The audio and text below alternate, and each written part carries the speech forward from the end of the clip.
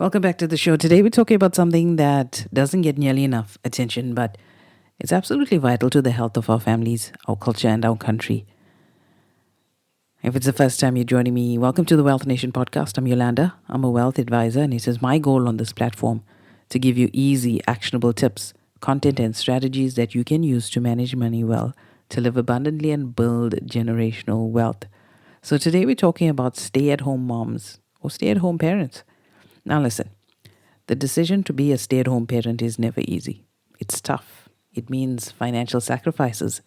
It means one spouse, which is usually the mom, gives up her career, her earning power, her independence to stay home and raise the kids. And in a society that undervalues motherhood, that can feel like a really risky choice. And here's the reality we don't like to talk about is that too many women find themselves trapped in relationships where they want to leave, but they can't. Why? Because they don't have the financial means to escape. And that should never happen. So let's break it down. What should you be planning for as a stay-at-home mom? Or if you are the working parent, how you need to provide for the stay-at-home parent. Firstly, it's life cover and insurance. And we don't talk about this enough. The economic value of a stay at home mom is massive. Studies estimate that she works close to 100 hours a week. Now just think about that. She's the chauffeur, the nurse, the teacher, the counselor, a cook, a cleaner, you name it, she does it all. And yet most families don't ensure that economic value. If she gets sick, disabled, or passes, who steps in? Who raises the kids? Who runs the home? That's why in a serious family financial plan, you have to include life, disability, and illness coverage for the stay at home spouse. The second thing is investing. Here, something a lot of people don't realize is if you're not earning an income, you don't get the tax advantages of contributing to a retirement annuity. So, most of the family savings ends up in the working spouse's name. And here's the kicker in a divorce, if that money is already converted into something like a living annuity, the stay at home mom might walk away with nothing. And that's not fair. And families need to plan ahead for that. Then we have budgeting and money management. Let's be honest here, right? This is where the tension creeps in. One person is earning, another person is spending.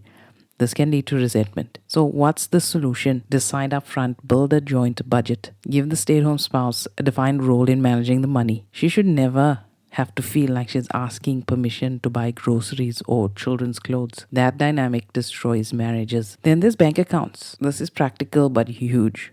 A mom without her own bank account is financially vulnerable.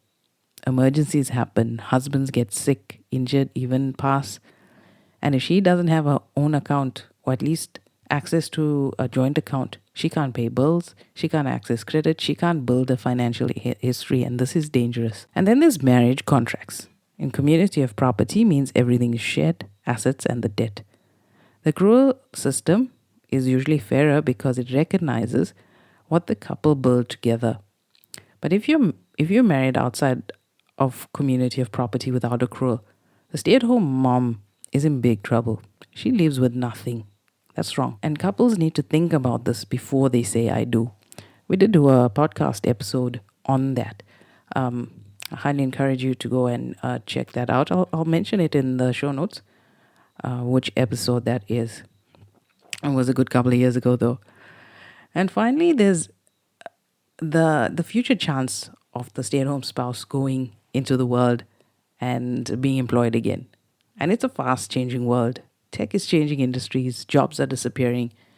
And if you step out of the workforce for 5 years, 10 years, it's not easy to step back in. This was my experience as well as a stay-at-home mom, especially in the younger years. My kids were very young. Yeah, I was home for a while, and it was hard to get back in and get that salary value back once you have had corporate experience, overseas experience, and your qualification. It's still quite tough.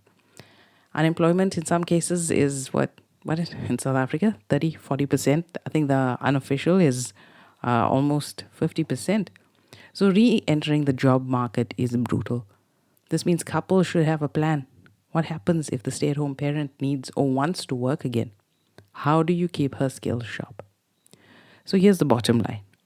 Stay at home moms are the backbone of our country and they're raising the next generation. They're doing the most important job there is.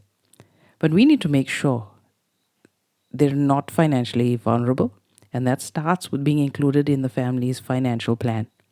Life cover, retirement savings, budgeting, banking, marital contracts, and future readiness. So let me close with this. God designed the family. He gave us this beautiful picture of sacrifice, stewardship, and love. Moms and dads are called to work together to raise the children, to manage their households well. And with that calling comes responsibility. Protect what God has entrusted to you. Steward your resources wisely and never forget strong families build strong communities, and strong communities build a strong nation.